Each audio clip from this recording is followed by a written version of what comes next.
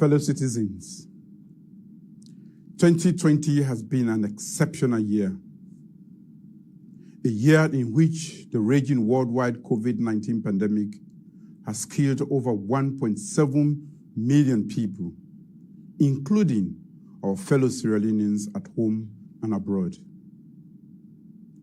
A year in which worldwide healthcare systems and economies have struggled. A year in which worldwide anxiety and fear are shaking hopes for the future. We took a licking, like all countries in the world and in the sub-region, but we have kept on ticking as a nation. We have demonstrated our unity, resilience, and perseverance as a nation. We have showcased leadership with empathy, churned out opportunity out of adversity, and continued keeping our promises to the nation for progressive and accountable governance of the state.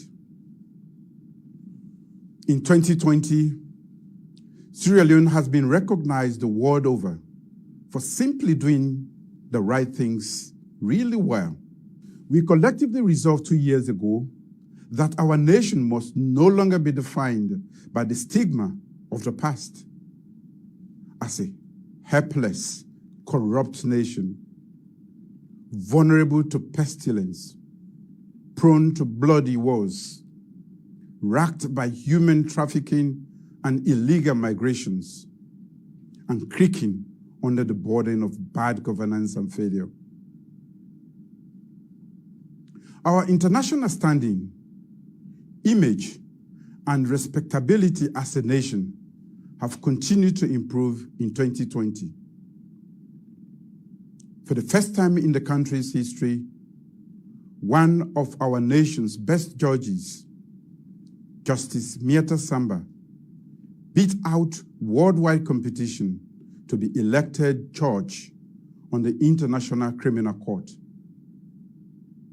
After a decade more, we paid our dues to major international institutions, and we have deepened and heightened our multilateral engagements with nations and institutions all over the world. We continue to provide continental leadership for the C10 for the much overdue reform of the United Nations Security Council. Our international governance and transparency assessments throughout 2020 have been outstanding. This year, the Millennium Cooperation Challenge, MCC, selected our nation as compact eligible after we passed a record 13 indicators, including the Control of Corruption indicator and the indicator on political and human rights. We passed the EITI, assessed for the first time to Tier 2 for the trafficking in persons, assessment by the U.S. State Department, and made progress in the United Nations and World Bank Human Development Indicators. Our competent handling of COVID-19 pandemic has been praised by the Centers for Disease Control and Prevention, the World Health Organization, the African Peer Review Mechanism, and more. We have been cited for being innovative, proactive, and predicating our successful policies on data, science, technology, and expert advice. Through a central coordinating unit, NACOVAC, we quickly set up ancillary coordinating units in each district, established 6 testing labs, 21 treatment centers with at least one in each district, made available at least 1,000 beds, and ramped up surveillance, contact tracing, and social mobilization in short order. We have also provided health insurance for over 11,000 workers, Consequently, we have kept case fatality ratios very low. Throughout, our focus has been on saving lives and protecting livelihoods. Through our Quick Action Economic Response Program, we launched a 500 billion Leone special credit facility through the Bank of Sierra Leone to support the production, importation, and distribution of essential commodities, deferred taxes by the National Revenue Authority on businesses, provided cash transfers to persons with disabilities, informal sector workers, and other vulnerable groups and households right across all 16 districts, provided safety net support to 2,368 workers in the tourism and hospitality industry, allotted microfinance support to thousands of women in the informal economy right across the country, and designed the National Microfinance Program for small and medium enterprises. We end 2020 with a less complicated business landscape and more engaged with the private sector on business reforms. We have secured funding for improving the doing business environment. We are reviewing the industry policy for the development of the Special Economic Zone, enacted the Consumer Protection Act, developed a national trade strategy, and reviewed the cooperative policy for rejuvenating rural community entrepreneurship. 4 manufacturing companies, Cholax, Sierra Leone Flour Mill, Sonoko, Gold Brewery, will soon start producing key consumer goods in Sierra Leone. These factories will support job creation, skills transfer, and revenue generation. The National Investment Board, a one-stop shop for investors, will also facilitate more such investments. We are transitioning into more integrated and electronically mediated business registration, operations, and records systems. These reforms are being complemented with significant investment in modern digital technology infrastructure and expanded fiber optic backbone and greater ICT penetration that will serve as a cross-cutting enabler for the development of other sectors of the economy and for public service delivery. In 2020, government has deepened its fight against corruption and strengthened the judicial system to support business development.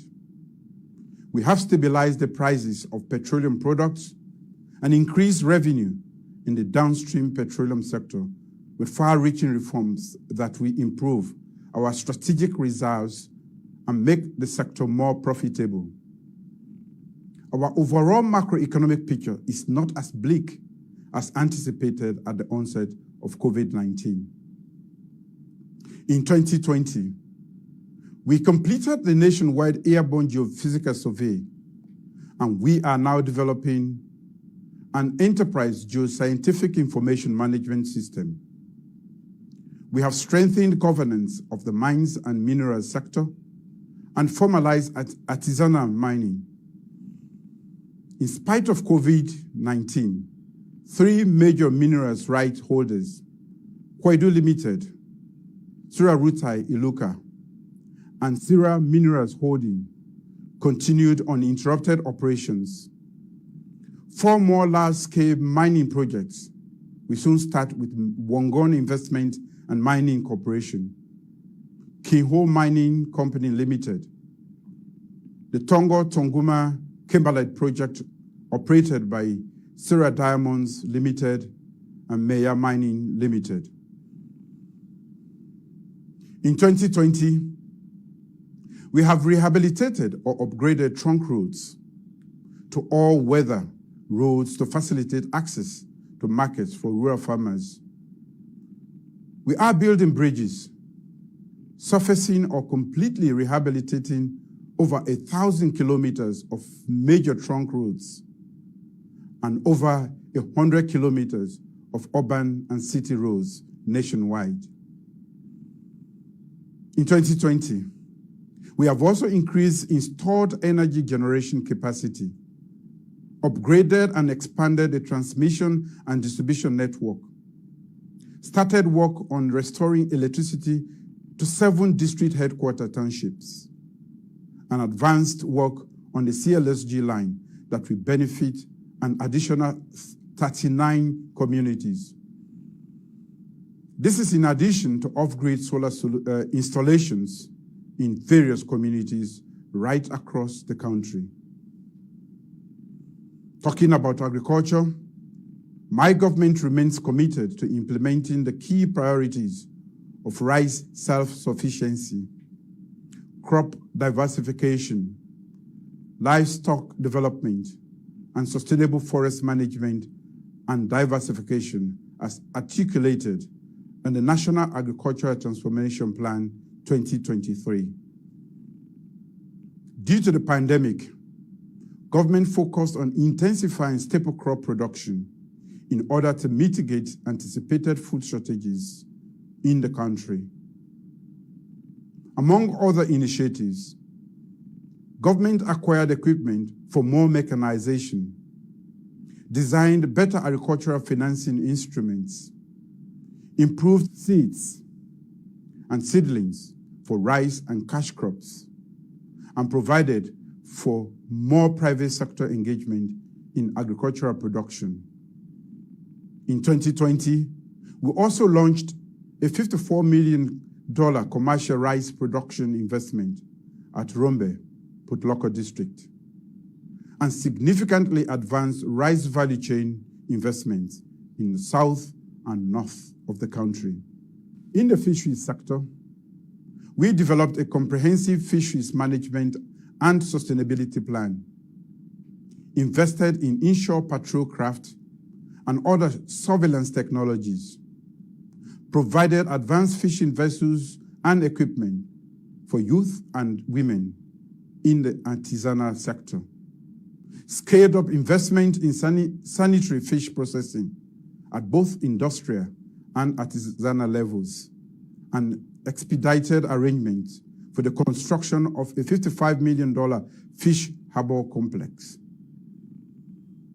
We have not related on creating the right environment for tourism sector investment in various parts of the country. We have broken sword on the new Leone International Airport Terminal and other imminent investments on Shabro Islands as part of that comprehensive package.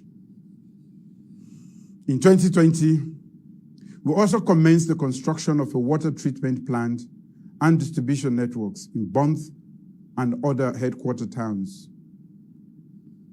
We have significantly improved medical infrastructure and increased bed capacity at maternal and child health units, upgraded medical and diagnostic medical equipment, recruited and trained thousands more nurses, and enhanced their conditions of service, transformed patient referral and transportation services through the National Emergency Medical Services, streamlined and expanded nationwide medical supplies, and improved blood supply services.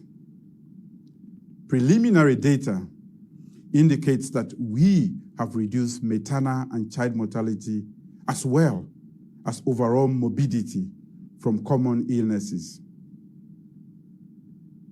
We have maintained public education financing at 22% of budget and set up a multi-donor trust fund of about $72 million United States dollars in partnership with the World Bank, GPE, EU, Irish Aid, and FCDO. Over 2.6 million pupils are direct beneficiaries of our continuing investment in increased access to education. We have developed more school infrastructure, especially through partnerships with private sector and development partners. provided free school feeding for vulnerable school populations, recruited more teachers with improved service conditions, and improved quality teaching and learning. A school catchment analysis, a new 5-year education sector plan, and a new Education Act that responds to the needs of the future are on our immediate agenda. We are working on transformative higher education reforms and skills development training across the country. Even during COVID-19, we paid for all transition examinations at all levels, revised the school curriculum, and held a national forum on the future of education in Sierra Leone if we are to compete in the global economy. In 2020, we created more safe spaces for girls, overturned the ban on pregnant girls from attending school, and introduced a policy of radical inclusion in line with our principles of universal access.